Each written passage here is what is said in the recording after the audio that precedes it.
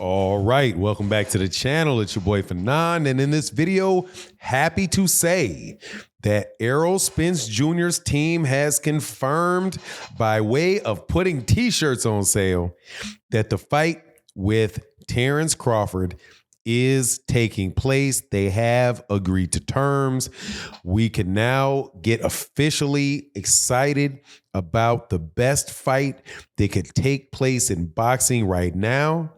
And I am wholeheartedly relieved.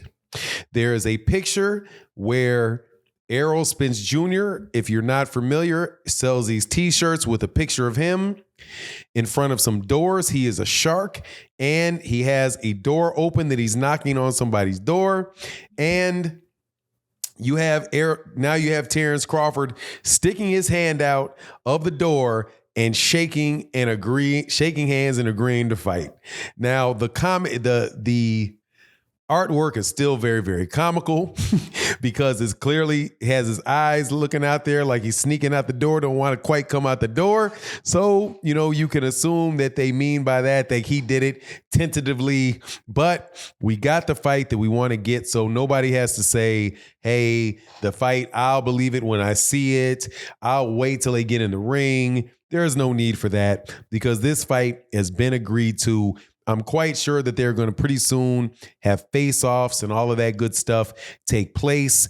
I know that Terence Crawford gave an interview and released an interview of him being on $1 million worth of game, where he is talking to the host of $1 million worth of game. No doubt that is going to be now that the subject matter of that conversation is going to be that the fight was accepted and the promotion now has begun for the fight. I am just really, really happy for several reasons. Number one, we are having a great year of boxing. To have the Gervonta Davis fight with Hector Garcia and the fight with Ryan Garcia, to have Devin Haney versus Vasily Lomachenko, and now have Errol Spence Jr. and Terence Crawford agree to fight in two fights, not just one fight, two fights, where you have a two-way rematch clause, and the loser of the fight has 30 days to activate it. And I do believe that the fight, either way it goes, has to take place before the end of 2023. It looks like the chances are that the entire second half of this year is going to be dominated by Errol Spence Jr. and Terence Crawford fighting one another.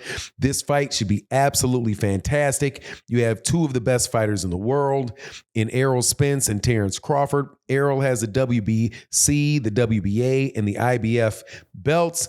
That is absolutely positively fantastic to see them unifying that with the WBO belt that Terence Crawford has.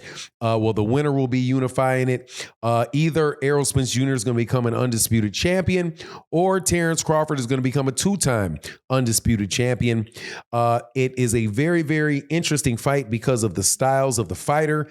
You have a very good counterpuncher and somebody that is a very, according to what most of the observers say about Terence Crawford, that he is a very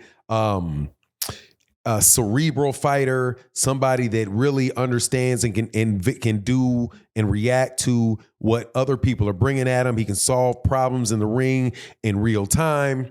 But then you have Errol Spence Jr., who is super fundamentally sound, aggressive fighter that breaks you down and imposes his will on the other fighter. So the question is can Errol Spence Jr. impose his will, or can Terence Crawford find a way to neutralize the aggression of Errol Spence Jr.?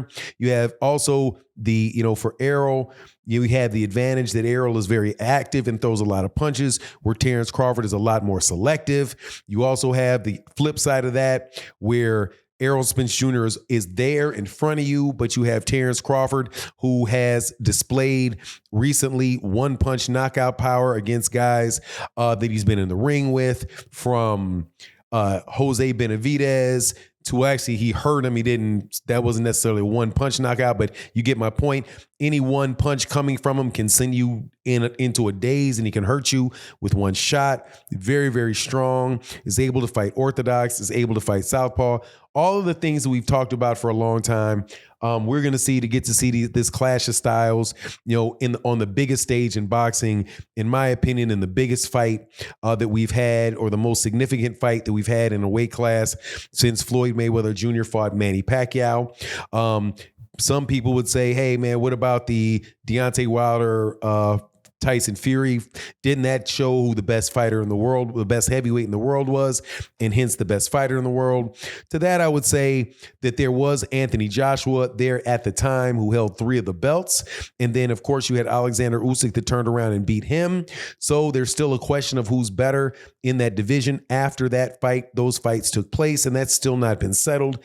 But fair to say that anybody and everybody that is talking about who the best welterweight in the world, which I think it's fair to say is the number 2 glamour weight class in the sport traditionally after heavyweight. That's what we're going to get here. And I'm excited about it, man. We don't have to do any more of this. Who decides, what percentage purse did they get? Did they get 50-50, 60-40, 70-30? Who gets to walk out first? Who gets to walk out second? And all of those type of things that we've been talking about for a while ad nauseum. Now we get to actually sit down and say, okay, who do you think is going to win the fight? What advantages does this fighter have or that fighter have? We get to actually start hearing pretty soon, out of the mouths of the camp, what they think, what they think is. We get to get face-offs and all of that stuff that really builds the tension for the fight. We get to do all of those things, which are really essential, central to the sport of boxing, and outside of the realm necessarily of the business of boxing or the back and forth personality issues that go on. Now, why all of that stuff is important to boxing, and all of that stuff is things that we talk about, we're going to continue to talk about. Ain't nothing really like the week before the fight with the weigh-ins, with the face-offs. Then the fight takes place. Then you got the stuff that takes place after the fight. Just absolutely spectacular. You're going to get the fight parties going on. A whole lot of people are going to be going to Vegas and, for the fight.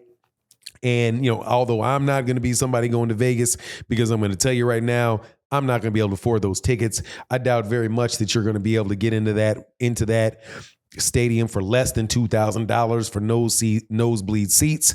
So it's just going to be a very, very big thing in boxing. And it brings boxing back, man, because there are no UFC fights that are this big. There are no celebrity boxing matches that are this big, right? That are going to garner this much interest.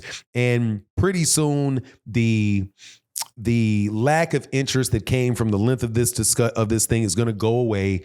They've got a full 2 months, over 2 months or 8 weeks to, May, June, July. We're basically talking about 1 month, 1 month and 5 or 6 days before the fight takes place. So there's going to be plenty of time to get people's interest back, especially when everybody knows it's real. But anyway, that's my take on the matter. You let me know what you think in the comment section. And with that, I'm out. Peace.